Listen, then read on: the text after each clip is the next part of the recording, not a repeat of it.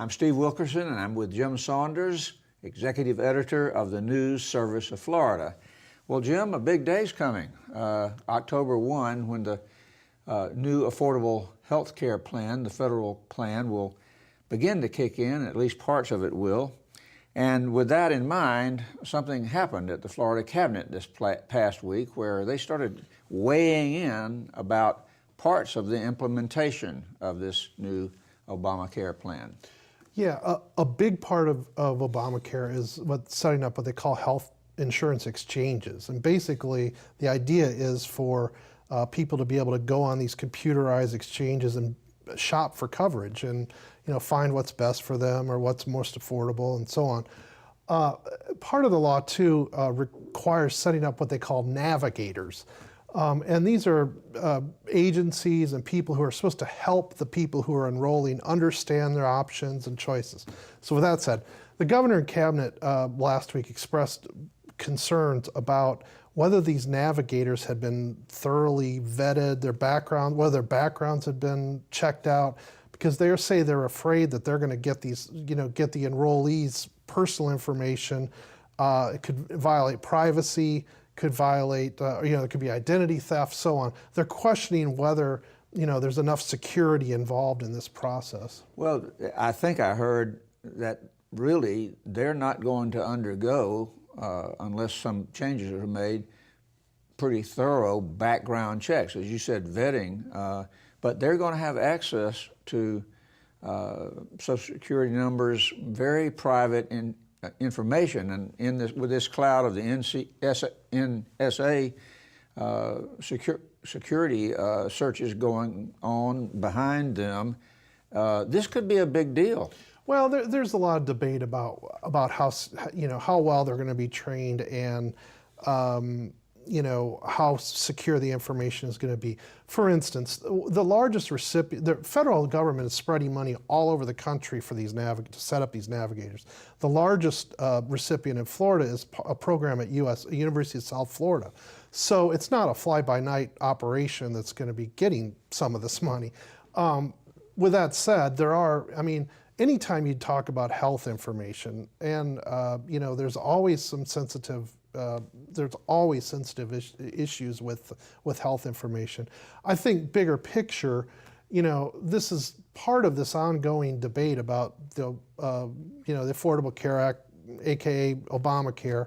As soon as the governor and cabinet came out with these concerns, the Democrats and groups on the other side started bashing them as saying, this is another attempt a scare tactic to try to undermine the whole law.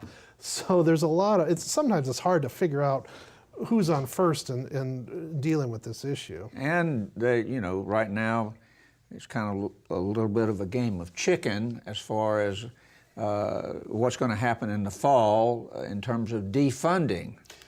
Yeah, in Washington, and Senator Rubio from Florida and others are calling for stop funding Obamacare. Now, I don't think that's going to happen. For one thing, there's a democratically controlled Senate, and then there's always the president sitting there at the end and his signature law. So, I tend to think that's not going to happen. But the debate is going on, and it keeps getting ginned up here as we move closer to, most of the implementation. Well, in the end, what did the governor and cabinet do?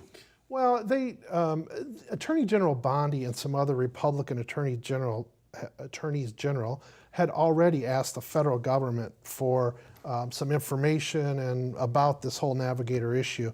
And I think the governor and cabinet really didn't take any firm action, but they're kind of waiting to see how the feds respond in terms of this, the security issues. And I have a feeling we're going to be hearing about it for the next month. In one way or the other. In one way or the other. Okay. Well, this week, Governor Scott has called for an education summit in Clearwater to address a number of recently mounting concerns about the state's education system.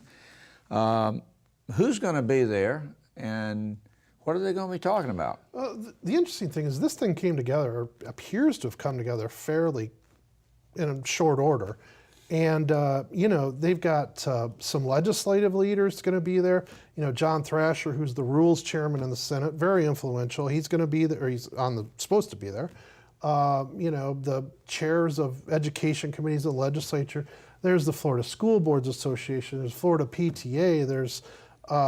There are numerous parent groups. There's so I mean they've got the Florida Education Association Teachers Union, which is not really in line with Governor Scott on a lot of issues. So there's a lot. It's a really cross section of groups and people going to be there.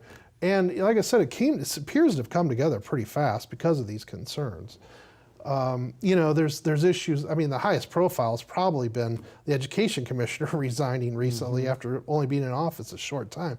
But the issues of school grades, which has always started under Governor Bush. It's one of Governor Bush's signature ways to hold schools accountability, grade their performance every year. It's been under a lot of controversy this year because they adjusted the grading formula because some schools were going to drop so far. So other issues are going to supposed to address during this summit.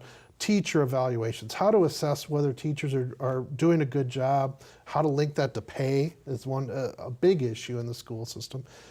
Common Core, which is a national issue that's very controversial. So there's a lot on the table right now. Thank you, Jim. For more news about Florida politics and government, visit the Advances section of our website.